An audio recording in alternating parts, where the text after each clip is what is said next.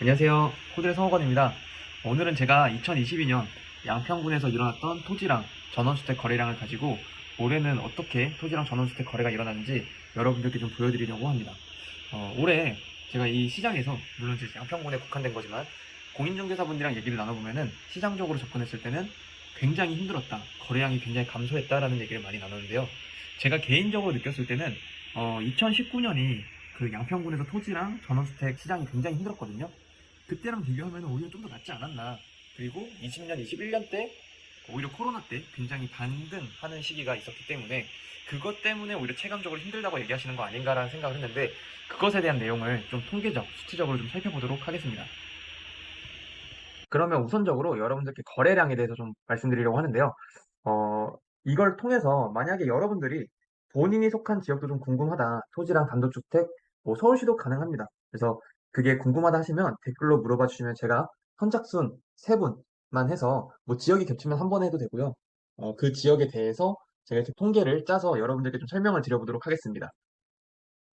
그래서 우선은 양평군을 위주로 한번 살펴보려고 하고요.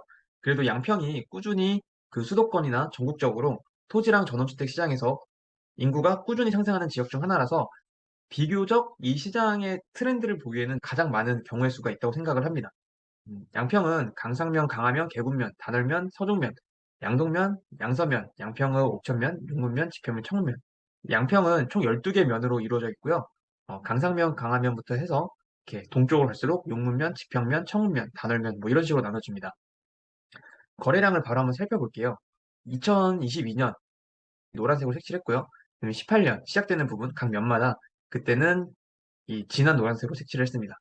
그래서 바로 눈에 띄실 건데 강상면부터 보면은 그 2021년 작년부터 볼게요.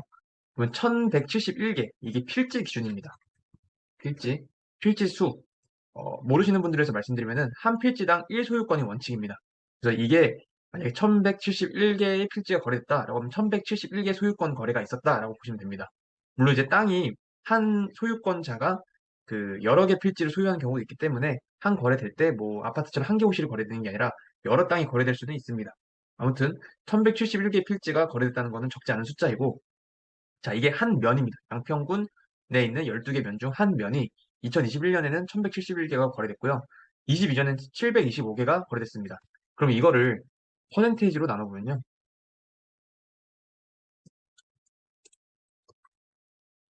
약 38%의 감소율이 있었습니다.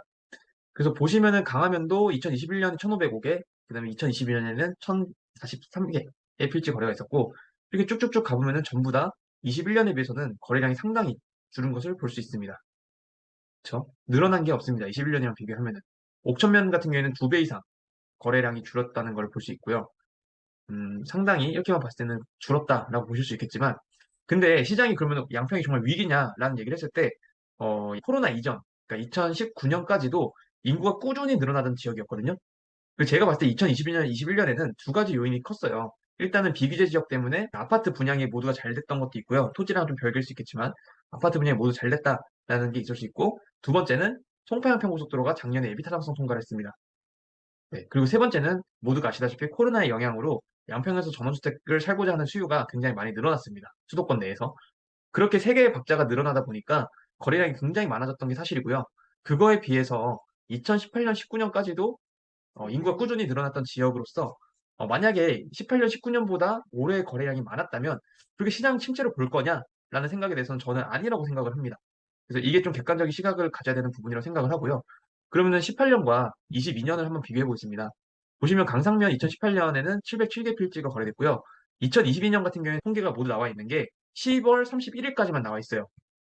10월 31일까지만 나와 있기 때문에 올 한 해가 다 가기 전임에도 불구하고 강상면 같은 경우는 725개 필지 거래됐습니다.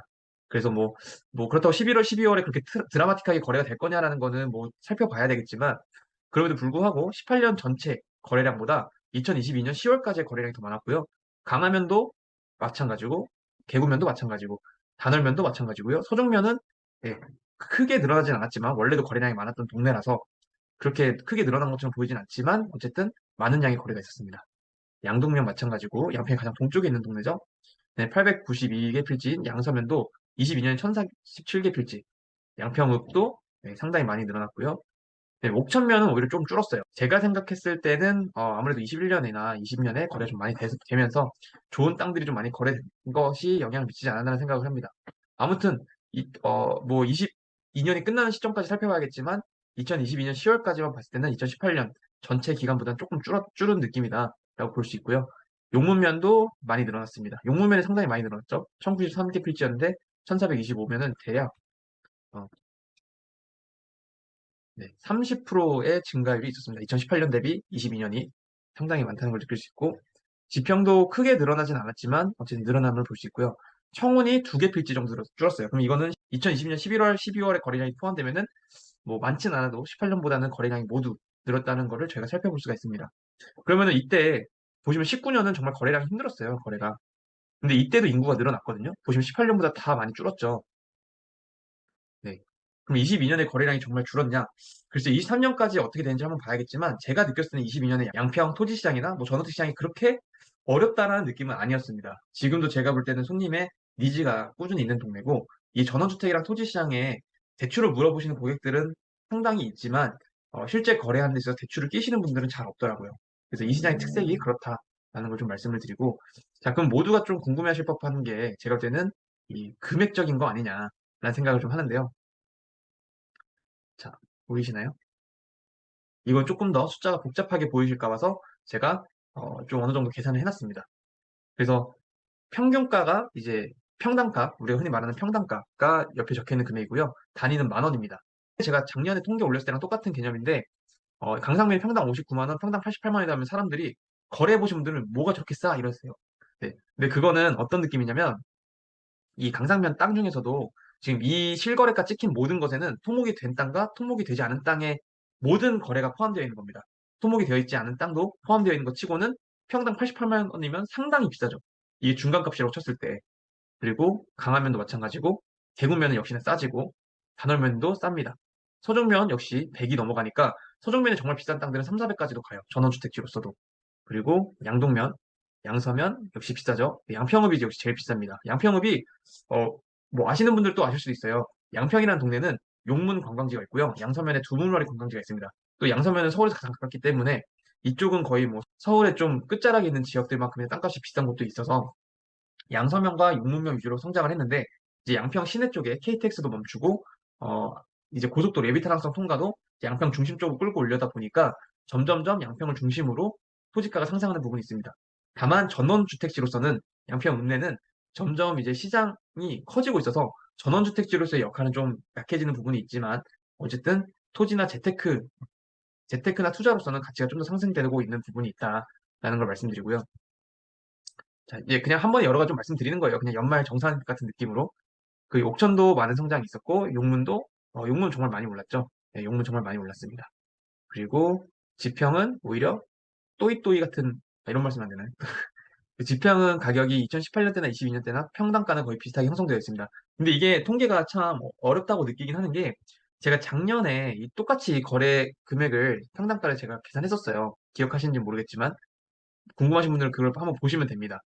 그러면은 이게 21년 대비 19년을 하면은 정말 오히려 지평이 두 번째로 가격이 많이 올랐어요, 양평에서. 근데 18년 대비 22년 하니까 그냥 그 가격이 그 가격인 것처럼 보이잖아요. 그래서 땅값이 정형화시키는 게 상당히 어렵고요. 아무래도 그때 타이밍에 따라서 토목이 된 땅이 많이 됐냐, 토목이 안 된 땅이 많이 거래됐냐, 또 땅 자체가 굉장히 거래 자체가 그렇게 많진 않아서 아파트만큼이나 평균가가 굉장히 들쑥날쑥하긴 합니다. 그래서 우리가 통계를 좀 넓게 살펴봐야 되는 것들이 각 기간별로 살펴보면은 어느 정도 일정량이 정해져요. 그래서 오늘은 이걸 같이 22년 연말 정산 같은 개념으로 한번 살펴보는데, 자, 22년 전년도 대비로 쳤을 때는요, 강상면은 3%밖에 안 올랐고, 강하면은 4%, 계구면은 오히려 마이너스 7% 떨어졌습니다. 단월면 마이너스 5%, 서정면도 오히려 작년보다는 마이너스 2% 떨어졌고, 양동면은 1% 올랐네요. 큰 의미는 없죠. 양서면은 18%나 올랐습니다. 작년 대비. 그리고 양평도 마이너스 6% 떨어졌고, 옥천면 1%, 그다음에 용문면이 27%로 1등으로 제일 많이 올랐어요. 제일 많이 올랐고 작년 대비해서는 지평면은 오히려 마이너스 9%. 이게 참 웃기죠. 작년에는 이제 19년 대비했을 때는 두 번째로 많이 올랐는데 마이너스 9% 떨어졌고 청운면이 이제 두 번째로 많이 올랐습니다. 26%. 그다음에 이제 18년 대비로 갈게요. 가장 첫 번째가 18년이니까 하면은 강상면 47%나 올랐고요. 강하면 32%, 계구면 32%, 단월면 14%, 서종면 61%나 올랐습니다. 그다음에 양동면 12%, 양서면은 59%, 그래서 양평읍은 71%. 그래서 이렇게 보시면은 18년 대비 22년으로 치면은 서쪽이 좀 많이 올랐다는 걸 보실 수 있어요. 양서면, 서정면, 그다음에 양평 중심 이렇게 해가지고. 근데 동조에서 꾸준히 지키고 있는 거 제가 아까 뭐라 말씀드렸죠? 용문면. 네, 용문면이 꾸준히 상승하고 있고요. 지평은 18년 대비하면은 그냥 그게 그거다라고 했는데 청운이 좀 반등하는 부분이 있습니다. 옥천이 중심이라고 해서 굉장히 인기가 많았는데 그것보다도 오히려 가격만 놓고 봤을 때는 청운이 상당히 높은 양평군에서도 굉장히 높은 가격 상승률을 보였다라는 걸 볼 수가 있어요. 네, 그래서 제가 조금 중심을 잡아드리는 말씀을 드려보면은 18년도 대비, 19년도 대비, 그 21년도 대비해서 계속해서 플러스 값을 가진 지역은 양동, 청운, 용문, 양서, 강화, 강상, 옥천입니다. 그 중에서도 용문이 가장 많이 작년 대비해서는 올랐다라는 것을 우리가 살펴볼 수가 있습니다. 양서는 18% 올랐고, 용문은 27%, 청운이 26%입니다. 자, 그래서 19년 대비 21년도를 작년에 보여줬을 때나 제가 그 작년 대비 올해를 보여줬을 때나 가격 상승률이 좀 높은 부분은 현 시점에는 양평의 서쪽보다는 양평의 동쪽, 어떻게 보면은 뭐 서울에서는 좀 더 멀 수도 있겠지만 강릉과 서울을 잇는 중심 쪽, 그러니까 양평의 동쪽, 서울의 더 동쪽, 이렇게 서울에서 먼 쪽이 현재는 가격 상승률이 좀 더 많이 올라가는 느낌은 좀 있습니다. 실제로 아무래도 양평의 서쪽이나 중심 쪽이 가격이 많이 올라가다 보니까 어, 또 접근성 좋은 데는 더 많이 비싸지고 있거든요. 그 양서 안에서도 가격 편차가 굉장히 심해요.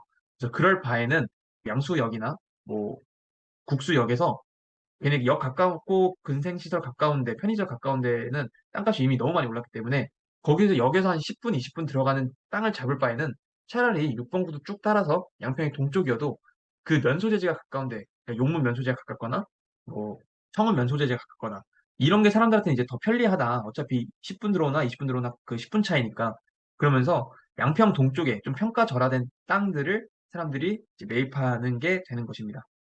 그래서 제가 봤을 때는 만약에 뭐 토지랑 전원주택 가지고 뭐 재테크 투자 생각 많이 안 하신다고도 말씀하시는데 지금 뭐 양평 기준이지만 보시면은 좋은 땅들은 이렇게 메이저가 될 수 있는 땅들은 거래량 퍼센테이지가 상당히 많이 오른 걸 보실 수가 있죠. 서종 같은 경우에는 61%나 올랐었고 양평 읍 같은 게 71%, 양서는 59%나 올랐습니다. 그리고 뭐 청운이나 용문도 뭐 49%, 35% 이렇게 각각 상당히 많은 금액이 올랐기 때문에 뭐, 서울 아파트 값이 이 사이 뭐 2배 올랐다, 3배 올랐다 하는 데도 있을 수 있는데, 그 정도는 아니어도 우리가 충분히 땅값이 오르는 것에 의해서 투자나 재테크도 황금성 좋게 접근해 볼 수 있다라는 걸 좀 말씀드리고 싶은 겁니다.